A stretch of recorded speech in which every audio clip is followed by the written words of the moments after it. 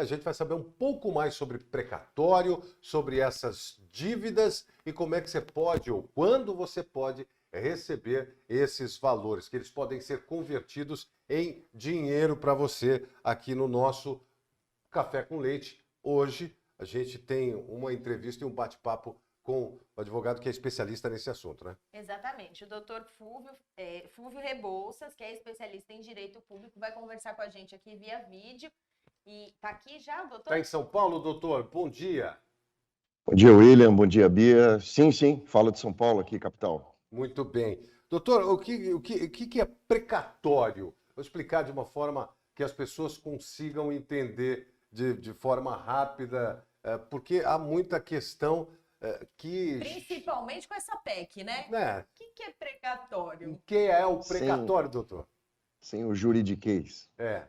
Precatório é uma modalidade de pagamento.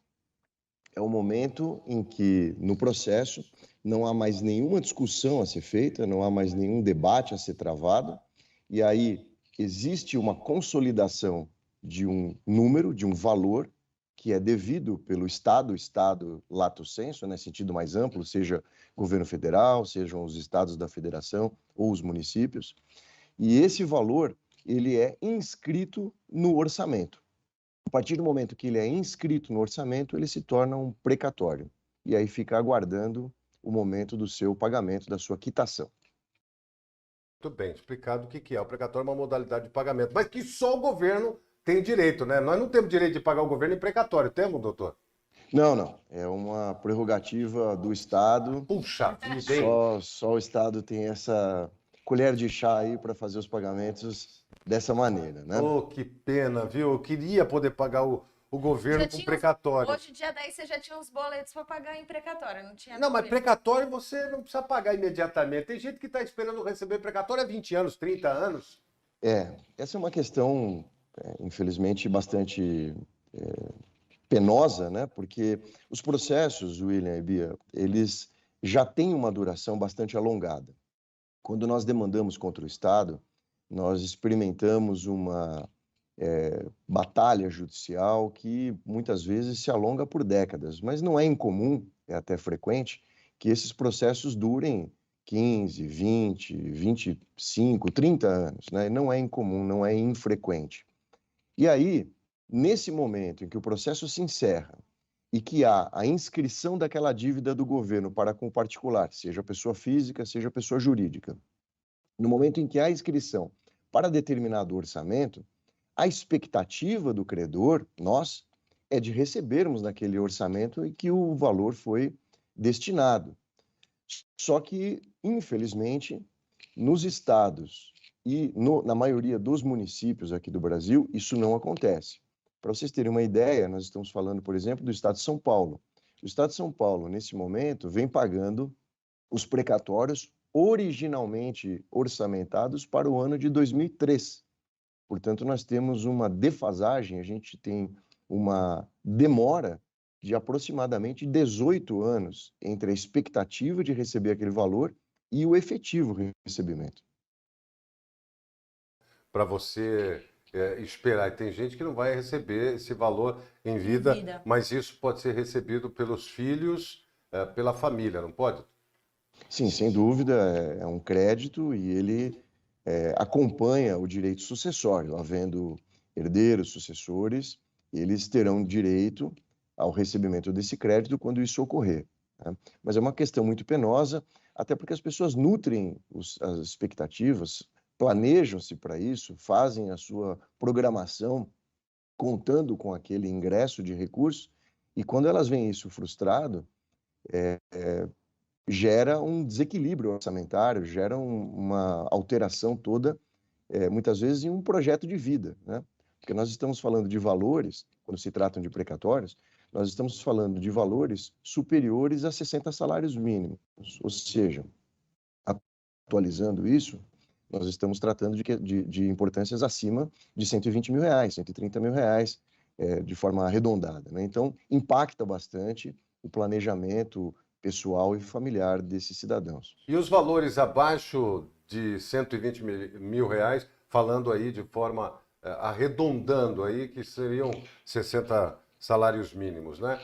E valores abaixo disso, eles não são precatórios? Não. Os valores abaixo desse patamar de 60 salários mínimos, eles são pagos, são quitados pelo Estado sob a forma de RPV. RPV são as requisições de pequeno valor. Então, é uma outra modalidade de requisição desses valores e que tem uma tramitação um pouco mais célere.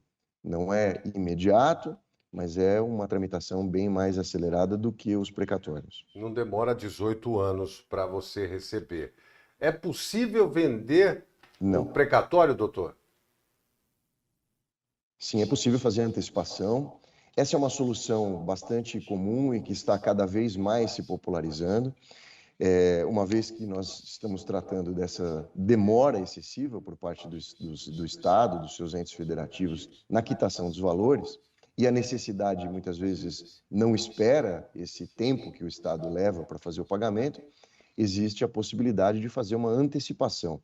É uma modalidade muito simples, é uma antecipação de recebível. É como o lojista que liga para a administradora de cartão de crédito e pede para que aquela compra parcelada seja creditada de uma só vez.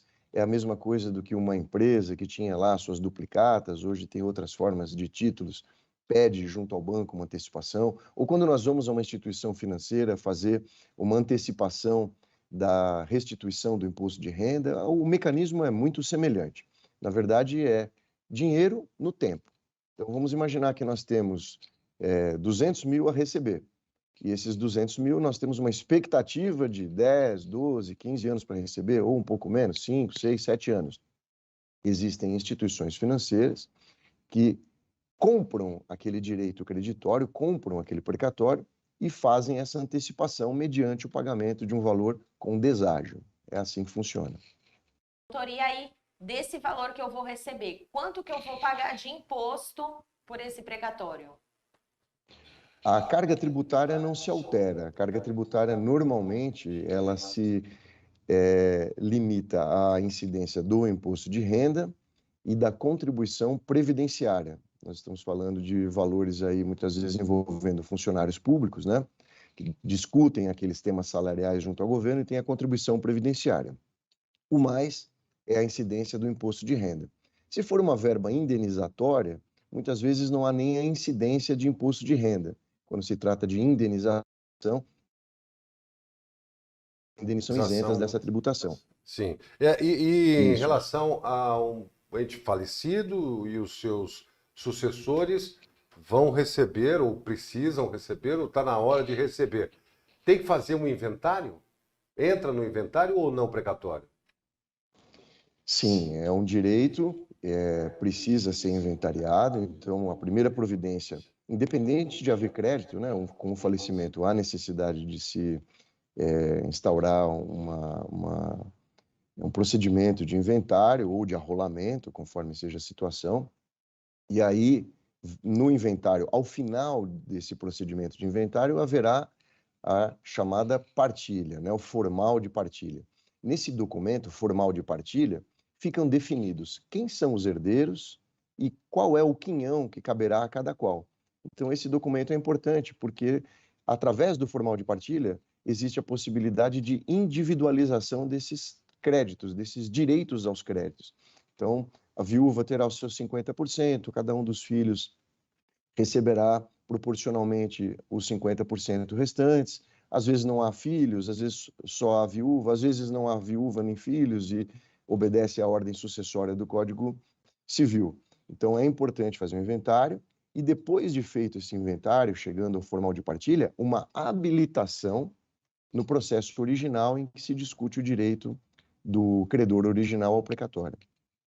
Tem muito essa cultura aqui no Brasil, mas se o dono, o tutor, como se fala, do precatório, fizer ali um testamento, se evita que se faça este processo todo de inventário? O inventário, em havendo o falecimento, ele é obrigatório, né? Agora, se houver uma manifestação de última vontade, que é o testamento, se houver isso feito de uma maneira adequada, com a obediência, o atendimento a todas as formalidades, sem dúvida nenhuma, que poupa bastante tempo na discussão de quem serão os herdeiros, de quanto caberá a cada qual. Sem dúvida nenhuma, isso abrevia. O brasileiro não tem essa cultura preventiva, né? Muitas vezes a gente fala de testamento, assim, você fica falando nesse assunto, tocando nesse assunto, pensamento mórbido, né? E não é um pensamento mórbido, nada mais é do que um planejamento futuro, né? Como nós fazemos com todos os passos, ou deveríamos fazer com todos os passos aí do nosso dia a dia. Nós planejamos a aquisição de um imóvel, nós planejamos o nascimento de um filho, de uma filha.